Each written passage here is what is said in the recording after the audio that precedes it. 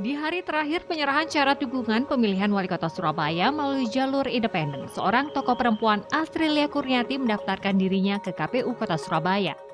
Dia menggandeng Satria Wicaksono yang merupakan seorang pengusaha Surabaya untuk mendampinginya sebagai calon wakil wali kota. Perempuan yang sempat mendaftarkan diri menjadi caleg DPRD Jatim pada tahun 2019 lalu memilih untuk maju melalui jalur independen karena tidak ingin terbebani dengan tanggung jawab terhadap partai politik. Aktif di berbagai organisasi sosial menjadi modal awal bakal paslon ini untuk mendapatkan dukungan dari masyarakat Surabaya.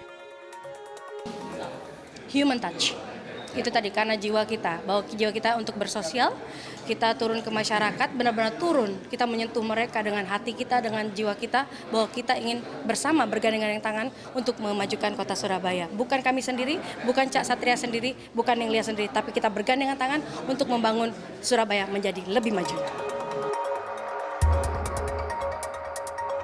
Untuk maju sebagai calon independen dalam pemilihan wali kota Surabaya ada syarat dukungan yang wajib dipenuhi.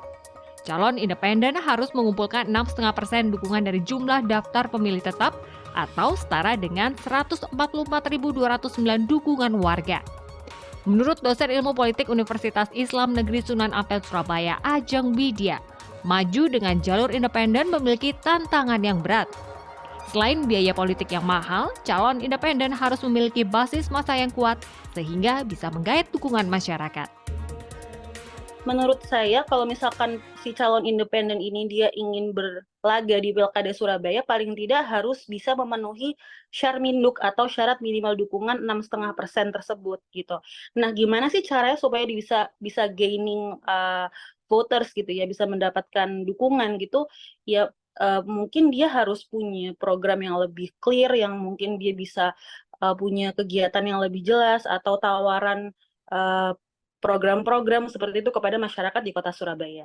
Nah, selain itu juga menurut saya, seseorang yang kira-kira bisa menjadi calon independen yang bisa berlaga di Pilkada Surabaya itu juga bukan yang, bukan yang tiba-tiba ada gitu. Jadi bukan yang sama sekali tidak pernah didengar, itu mungkin agak sulit ya gitu, tapi juga mungkin mereka perlu punya, basis suara yang sebelumnya pernah ada dan lain sebagainya gitu.